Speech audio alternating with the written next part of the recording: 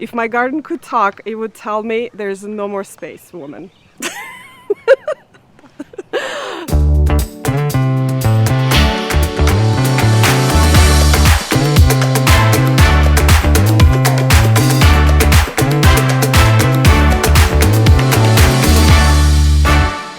We are in Georgia with a landscape that needs a little bit of love. We brought in 6 garden designers and tons of First Editions plants to help make these garden dreams become a reality. Welcome back to Getting Dirty with First Editions. For our next phase of this project, Yuliya is tackling the section near the retention pond south of the cabin. She'll need to plant shrubs and trees that can handle the harsh, full sun conditions this portion of the landscape gets. This area is also the first thing guests will see when they arrive at the cabin, so creating a welcoming and eye-catching landscape is an important factor. Let's go talk to Yuliya. My name is Yuliya. I garden in northern New Jersey. I am originally from northern Russia. My favorite thing about gardening is that it brings connection. I live on a corner lot, and ever since I started gardening in my front yard, I've met so many wonderful people. So this is a very interesting site. It is right in front of the retention pond. It is a pretty large space. I would say maybe 40 feet long. So we need a decent number of shrubs to make an impact. Full sun from what I can tell. So anything that is over 6 hours of sunlight is considered full sun in gardening. Now, I am conflicted whether I should be covering up the retention pond or opening up the view to it. So we will figure it out as I continue designing. I am inspired by wildish plantings that are already existing right on the edge of the pond. I think I'm going to bring in some of the more looser and naturalistic looking shrubs rather than stiff and more formal planting. But this is an amazing space to design. I can't wait to make my selections. My best advice for new gardeners when they start a project, make a sketch. Even a dirty sketch on a napkin is better than nothing because it is much easier to work things out on paper rather than when you're starting to plant things in the ground.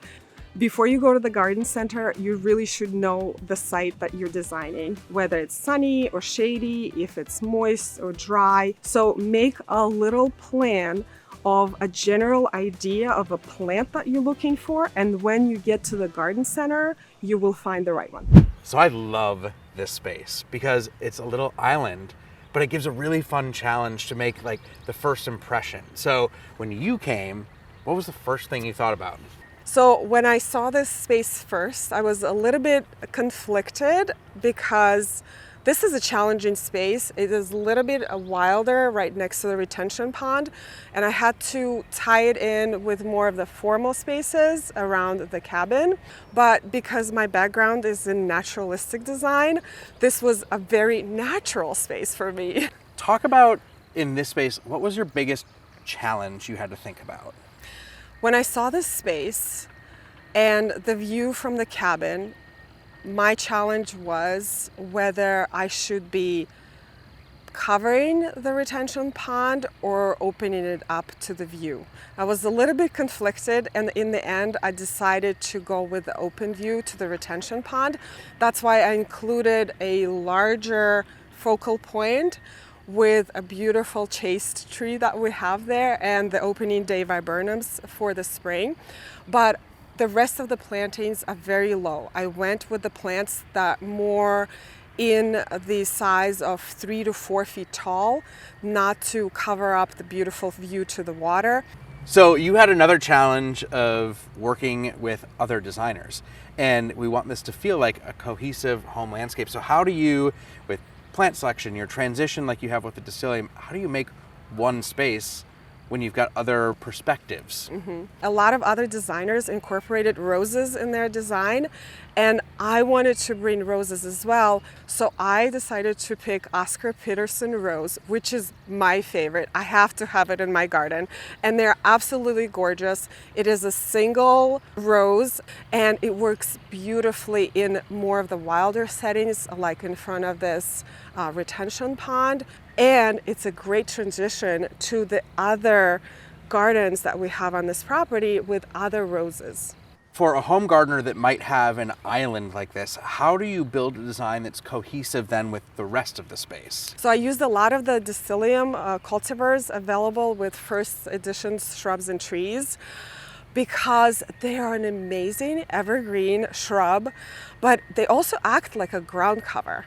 They are a little bit of a looser evergreen, but they're also formal enough that they can marry both the formal areas of the garden and more of the wilder ones. And talk about the evergreen structure. We all need evergreen structure in our gardens. When everything else is gone, those shrubs are still there. They have beautiful kind of prostrate form, and the foliage is a beautiful addition just by itself because it's not all about flowers in the garden. You need to include all around the interests, beautiful textures, beautiful foliage, different shapes and forms. So I think that is a perfect plant, whether you decide to go with naturalistic gardens or you're looking for something formal.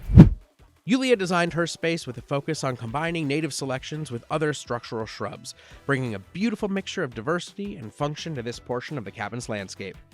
She found ways to work with the space's full sun environment and create a seamless beginning point to the cabin's landscape, using copper tone Decilium to soften the transition to the other designer spaces. Well, in the beginning, she wasn't quite sure whether to cover the view of the pond or leave it open. Her final design works with the pond to highlight the natural beauty and complement the overall landscape design. Instead of using formal plantings or linear structure, Yuliya chose flowing lines and contrasting textures. As a naturalistic designer, this space was a great fit for Yuliya's skill set. She filled the space with native selections like Lovechild Sweetspire and Candy Coralberry, along with phlox, roses, and grasses to help give the space depth and shape. It also serves as a first look at the landscape, which Yuliya punctuated with flipside chastery to welcome guests as they arrive. So the layout is done and I'm really happy the way it turned out. I cannot wait for this space to fill in. My work here is done.